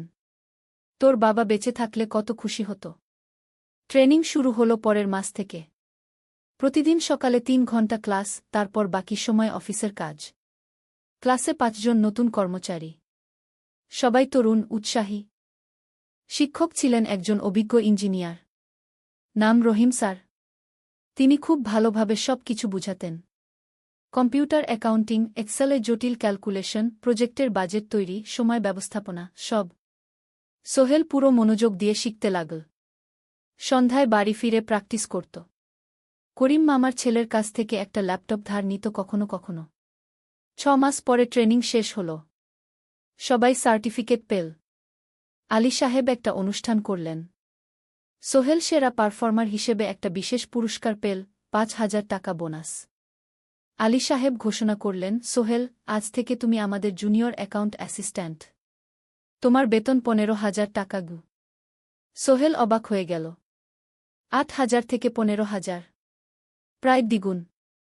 সেদিন রাতে সোহেল ঘুমাতেই পারল না। খুশিতে, উত্তেজনায় তার চোখে ঘুম নেই। সে ভাবল তার জীবন কিভাবে বদলে যাচ্ছে। 2 বছর আগে যে রিকশা চালাত, আজ সে একটা নামকরা কোম্পানির অ্যাকাউন্ট অ্যাসিস্ট্যান্ট। 7ম অধ্যায়, প্রেম ও প্রস্তাব। 1.5 বছর হয়ে গেল সোহেলের চট্টগ্রাম আসার। সে এখন একজন সফল যুবক। তার মা গ্রামে খুব খুশি। প্রতি মাসে সোহেল 10,000 টাকা পাঠায়। ছোট বোন ঋতু এখন কলেজে ভর্তি হয়েছে সোহেলের পাঠানো টাকায়। মায়ের চিকিৎসাও ভালোভাবে হচ্ছে। মিনার সাথে সোহেলের সম্পর্ক এখন আর শুধু বন্ধুত্ব নয়। দুজন দুজনকে ভালোবাসে। কিন্তু কেউ কাউকে সরাসরি বলার সাহস পায়নি। প্রতিদিন দেখা হয়, গল্প হয়, কিন্তু সেই একটা কথা বলা হয়ে ওঠে না। একদিন শুক্রবার ছুটির দিন। সোহেল মিনাকে বলল, আজ কি একটু ঘুরতে যাবে? কোথায়? পতেঙ্গা বিচ। তুমি কি কখনো গেছ? না। কিন্তু আমার দোকান শুক্রবার। তোমার বাবা সামলাবে মিনা রাজি হয়ে গেল। দুপুরে দুজনে বাস নিয়ে পতেঙ্গা গেল। সমুদ্র দেখে মিনা অবাক হয়ে গেল। কি সুন্দর! দুজনে বালিতে বসল। ঢেউয়ের শব্দ শুনতে শুনতে গল্প করছিল। হঠাৎ সোহেল বলল, মিনা, তোমার সাথে কিছু বলার ছিল। বলো। সোহেল একটা লম্বা শ্বাস নিল। তুমি জানো আমি তোমাকে ভালোবাসি। মিনা হাসল। তার চোখ ভিজে গেল। জানি। আমিও তোমাকে ভালোবাসি সোহেল। সোহেল অবাক হয়ে গেল। সত্যি? হ্যাঁ। অনেকদিন ধরেই জানি। তুমি আমার জীবনে এসে সব কিছু বদলে দিয়েছ। তোমার সাথে থাকলে আমার মনে হয় আমি যে কোনো কিছু করতে পারব। দুজনে কিছুক্ষণ চুপ করে বসে রইল। সমুদ্রের ঢেউ এসে পায়ে লাগছিল। সূর্য পশ্চিমে ঢলে পড়ছে। আকাশ লালকুমলা হয়ে গেছে। কিন্তু আমার বাবার সাথে কথা বলতে হবে কি? মিনা বলল। আমি তৈরি। যখন বলবে তখন বলব। পরের সপ্তাহে সোহেল মিনার বাবার সাথে কথা বলল। আব্দুল হামিদ সাহেব প্রথমে একটু দ্বিধা করলেন। তুমি কোনো পরিবারের ছেলে? তোমার বাবা কি করতেন? সোহেল সব সত্যি বলল। তার বাবা ছিলেন স্কুল শিক্ষক। মারা গেছেন 10 বছর আগে। মা গ্রামে থাকেন। ছোট বোন কলেজে পড়ে। তুমি নিজে কি করো? আমি আলামিন কনস্ট্রাকশন কোম্পানিতে জুনিয়র অ্যাকাউন্ট অ্যাসিস্ট্যান্ট। মাসে 15,000 টাকা বেতন। আব্দুল হামিদ সাহেব ভাবলেন। তারপর বললেন, দেখো মিনা আমার একমাত্র সন্তান। তার মা নেই। আমি একা তাকে বড় করেছি। আমি চাই মিনা একজন ভালো ছেলের সাথে বিয়ে হোক। তুমি দেখতে ভালো ছেলে মনে হচ্ছে। কিন্তু আমাকে তোমার মায়ের সাথে দেখা করতে হবে। তোমার পরিবারকে জানতে হবে। জি আঙ্কেল। আমি ব্যবস্থা করছি। সোহেল খুশিতে আটখানা। সে সেদিন রাতেই তার মাকে ফোন করল। মাকে সব বলল। মা প্রথমে অবাক হলেন। তারপর খুশি হলেন। মিনা মেয়েটা কেমন? খুব ভালো মা। তুমি দেখলে পছন্দ করবে। ঠিক আছে। আমি আর ঋতু আসছি চট্টগ্রাম। 2 সপ্তাহ পর সোহেলের মা আর বোন চট্টগ্রাম এল। সোহেল তাদের নিয়ে মিনার বাড়িতে গেল। 2 পরিবার একসাথে বসল। মিনার বাবা সোহেলের মাকে দেখে খুশি হলেন। সোহেলের মা সহজ সরল ভদ্রমহিলা। আপনার ছেলে খুব ভালো। মিনা তাকে পছন্দ করে। আমিও রাজি। আব্দুল হামিদ সাহেব বললেন। আমার সোহেল সৎ ছেলে। মিনাকে খুব ভালোবাসে। আমি জানি ও মিনাকে সুখে রাখবে। কি? সোহেলের মা বললেন। বিয়ের তারিখ ঠিক হল 3 মাস পর। এই 3 মাসে সোহেল যথেষ্ট টাকা জমাবে। বিয়ে হবে সাদামাটা কিন্তু সুন্দর। 8ম অধ্যায়, নতুন পথ। 3 মাস কেটে গেল দ্রুত। সোহেল প্রতিদিন কঠোর পরিশ্রম করছিল। অফিসে তার কাজের প্রশংসা হচ্ছে। আলী সাহেব তাকে এখন ছোটখাটো প্রজেক্টের হিসাব দেখতে দিচ্ছেন। সোহেল তার সঞ্চিত টাকা দিয়ে বিয়ের আয়োজন করল। বিয়ে হল মিনার বাড়ির কাছের একটা কমিউনিটি সেন্টারে। খুব বেশি লোক আসেনি। 2 পরিবারের আত্মীয় স্বজন আর অফিসের কয়েকজন সহকর্মী। কিন্তু অনুষ্ঠান ছিল খুব সুন্দর। সোহেল যখন মিনাকে বিয়ের পোশাকে দেখল, তার মনে হল পৃথিবীর সবচেয়ে সুন্দর মেয়ে সে। লাল শাড়ি পরা, মুখে হালকা মেকআপ, কিন্তু তার স্বাভাবিক সৌন্দর্য ছিল আসল। বিয়ের পর সোহেল একটা ছোট্ট ফ্ল্যাট ভাড়া নিল। 2 রুমের ফ্ল্যাট, মাসে ভাড়া 5,000 টাকা। মিনা এখনও তার পড়াশোনা চালিয়ে যাচ্ছে। আরও 1 বছর বাকি গ্র্যাজুয়েশন শেষ হতে। সোহেলের মা আর বোন গ্রামে ফিরে গেল। মা বলে গেলেন, সোহেল, মিনাকে ভালো রাখিস। মেয়েরা অনেক ত্যাগ করে সংসার করতে। জানি মা। নতুন জীবন শুরু হল। সোহেল সকালে অফিসে যায়, সন্ধ্যায় ফেরে। মিনা সকালে কলেজে যায়, দুপুরে ফিরে রান্না করে, ঘর গোছায়। সন্ধ্যায় দুজনে একসাথে বসে পড়াশোনা করে, গল্প করে, টিভি দেখে। জীবন সুন্দর ছিল, কিন্তু চ্যালেঞ্জও ছিল। মাসিক খরচ, ভাড়া ৫,০০০, বাজার ৩,০০০, বিদ্যুৎ গ্যাস ১,০০০, মায়ের জন্য ৫,০০০, মিনার কলেজের খরচ ১,০০০ মোট প্রায় ১৪,০০০ টাকা। বাঁচত মাত্র ১,০০০ খানেক। কিন্তু সোহেল হাল ছাড়ল না। সে সন্ধ্যায় একটা কম্পিউটার ট্রেনিং সেন্টারে পার্ট টাইম পড়ানো শুরু করল। সপ্তাহে ৩ দিন ২ ঘণ্টা করে। এতে মাসে আরও ৩,০০০ টাকা আসতে লাগল। মিনাও বসে থাকল না। সে বাড়িতে বসে কয়েকজন স্কুলের ছাত্রছাত্রীকে টিউশন পড়াতে শুরু করল। মাসে ২,০০০ টাকা আয়। এভাবে কেটে গেল ৬ মাস। দুজন মিলে পরিবার চালাচ্ছে, স্বপ্ন দেখছে। একদিন সোহেল বলল, মিনা, আমি একটা নতুন স্বপ্ন দেখছি গু। কি? আমি নিজে একটা ছোট্ট কনস্ট্রাকশন কোম্পানি খুলতে চাই। ছোট ছোট প্রজেক্ট নেব। বাড়ি মেরামত, ছোট বিল্ডিং বানানো, এসব। তোমার কি যথেষ্ট অভিজ্ঞতা আছে? আছে। আমি ২ বছর ধরে এই কাজের সাথে জড়িত। অনেক কিছু শিখেছি। আর আলী সাহেবও আমাকে সাহায্য করবেন গু। কিন্তু টাকা কোথায়? কোম্পানি খুলতে তো অনেক টাকা লাগবে গি। আমি জমাচ্ছি। আরও ১ বছর কাজ করব। তারপর চেষ্টা করব। মিনা তাকে সমর্থন দিল। তুমি পারবে। তোমার মধ্যে সেই শক্তি আছে গি। নবম অধ্যায়, চ্যালেঞ্জের সময়। কিন্তু ভাগ্য সবসময় অনুকূলে থাকে না।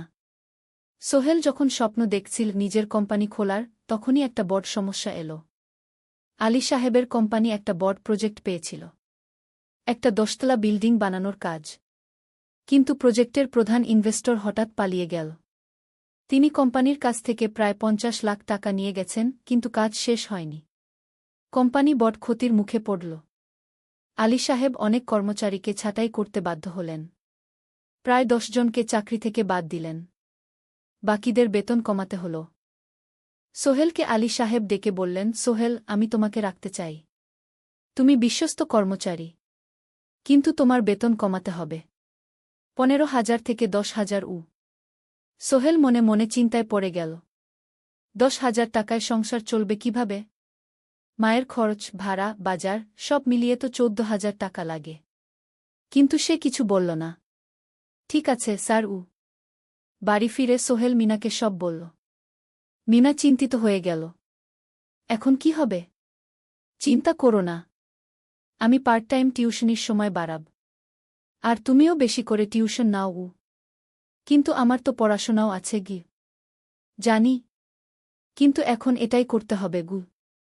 সোহেল সন্ধ্যায় আরও ২টো জায়গায় পার্ট টাইম কাজ খুঁজল। একটা দোকানে সন্ধ্যায় হিসাব দেখার কাজ পেল। মাসে ২,০০০ টাকা। আরেকটা জায়গায় সপ্তাহান্তে কম্পিউটার রিপেয়ারের কাজ পেল। মাসে ১,৫০০ টাকা। মিনাও ৩ জন নতুন স্টুডেন্ট নিল টিউশনে। তার আয় বাড়ল ২,০০০ থেকে ৩,৫০০। কঠিন সময় ছিল। সোহেল সকাল ৮টায় অফিসে যেত, সন্ধ্যা ৬টায় ফিরত। তারপর একটু বিশ্রাম নিয়ে ৭:৩০টায় বের হতো পার্ট টাইম কাজে।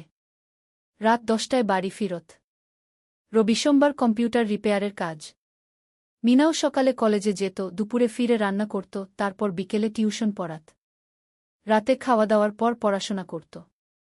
দুজনেরই শরীর খারাপ হতে শুরু করল। সোহেল একদিন অফিসে অজ্ঞান হয়ে পড়ে গেল। ডাক্তার দেখাতে নিয়ে গেল। ডাক্তার বলল, অতিরিক্ত পরিশ্রম। শরীরে পুষ্টির অভাব। ঠিকমতো খাচ্ছেন না মনে হচ্ছে গি। সত্যি কথা, খরচ বাঁচাতে সোহেল আর মিনা অনেক সময় কম খেত। মাংস মাছ কিনত সপ্তাহে ১ দিন। বাকি সময় শাকসবজি, ডাল। মিনা সোহেলকে বলল, আর নয় সোহেল। তুমি এভাবে নিজেকে শেষ করে ফেলছ। আমার পড়াশোনা বন্ধ করে দিই। আমি ফুল টাইম চাকরি করি গি। না, সোহেল জোর দিয়ে বলল। তোমার পড়াশোনা বন্ধ হবে না। আরও মাত্র ৬ মাস বাকি। তুমি গ্রাজুয়েট হবেই গি। কিন্তু তুমি। আমি ঠিক হয়ে যাব। চিন্তা করো না গে। কিন্তু পরিস্থিতি আরও খারাপ হলো যখন সোহেলের মায়ের অসুখ হল। হার্টের সমস্যা। হাসপাতালে ভর্তি করতে হল। খরচ ৫০,০০০ টাকা। সোহেলের হাতে এত টাকা কোথায়? সে করিম মামার কাছে ধার চাইল। করিম মামা 20,000 টাকা দিলেন। বাকি 30,000 টাকা সোহেল একটা এনজিও থেকে ঋণ নিল। সুদের হার মাসে 2%। মায়ের চিকিৎসা হল। তিনি সুস্থ হয়ে গেলেন। কিন্তু সোহেল এখন ঋণের বোঝায় পড়ে গেল। প্রতি মাসে 3,000 টাকা করে কিস্তি দিতে হবে। সেই রাতে সোহেল আর মিনা বিছানায় শুয়ে কথা বলছিল। সোহেল বলল, মিনা, আমি মনে হয় ভুল করেছি। শহরে এসে বিয়ে করে তোমাকে কষ্টে ফেলেছি গু। মিনা তার হাত ধরল। না সোহেল, তুমি ভুল করনি। জীবনে এরকম খারাপ সময় আসে, কিন্তু এটা কাটিয়ে ওঠাই হলো আসল শক্তি। আমরা একসাথে আছি, একসাথে থাকব। সব কিছু ঠিক হয়ে যাবে। মিনার কথায় সোহেল একটু সাহস পেল। হ্যাঁ, হাল ছাড়া যাবে না। 10ম অধ্যায়, আলোর দিকে। 3 মাস পরে পরিস্থিতি একটু ভালো হতে শুরু করল। আলী সাহেবের কোম্পানি একটা নতুন প্রজেক্ট পেল। একটা স্কুল বিল্ডিং বানানোর কাজ। কোম্পানি আবার স্থিতিশীল হতে শুরু করল। আলী সাহেব সোহেলকে ডেকে বললেন, সোহেল, আমি তোমার কঠোর পরিশ্রম দেখেছি। খারাপ সময়েও তুমি কোম্পানি ছেড়ে যাওনি। আমি কৃতজ্ঞ। আজ থেকে তোমার বেতন আবার 15,000 টাকা। সোহেল খুশি হয়ে গেল। ধন্যবাদ স্যার। মিনাও গ্র্যাজুয়েশন শেষ করল। ভালো ফলাফল করল। সে এখন চাকরি খুঁজছে। একদিন মিনা একটা প্রাইভেট স্কুলে শিক্ষিকার ইন্টারভিউ দিতে গেল। ইন্টারভিউ ভালো হল। তাকে নিযোগ দেওয়া হল। বেতন 12,000 টাকা। সেদিন সন্ধ্যায় দুজনে মিলে একটা ছোট্ট পার্টি করল। একটা বিরিয়ানি কিনল, কোমল পানীয় কিনল।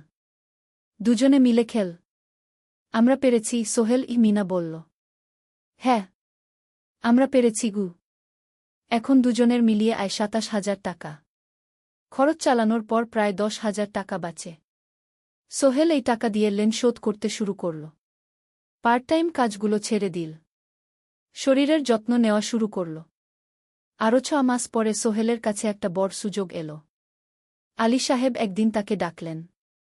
সোহেল, তুমি কি নিজের ব্যবসা করতে চাও? স্যার, আমি তোমাকে একটা ছোট্ট প্রজেক্ট দিতে চাই। একটা 3 তলা বিল্ডিংয়ের কনস্ট্রাকশন। তুমি ম্যানেজ করবে, আমি শুধু সুপারভাইজ করব। লাভের 50% তোমার গু। সোহেল ভাবল, এটা একটা বড় সুযোগ, কিন্তু ঝুঁকিও আছে। যদি কাজটা ভালোভাবে না হয়? স্যার, আমি চেষ্টা করব। কিন্তু যদি ভুল হয়? ভুল হবে না। আমি তোমার উপর বিশ্বাস রাখছি। তুমি পারবে গু। সোহেল রাজি হয়ে গেল। এই প্রজেক্ট তার জীবনে টার্নিং পয়েন্ট হতে পারে। 11 অধ্যায়, স্বপ্ন পূরণের পথে। পরের 6 মাস সোহেল খুব কঠোর পরিশ্রম করল। প্রজেক্টটা ম্যানেজ করা সহজ ছিল না।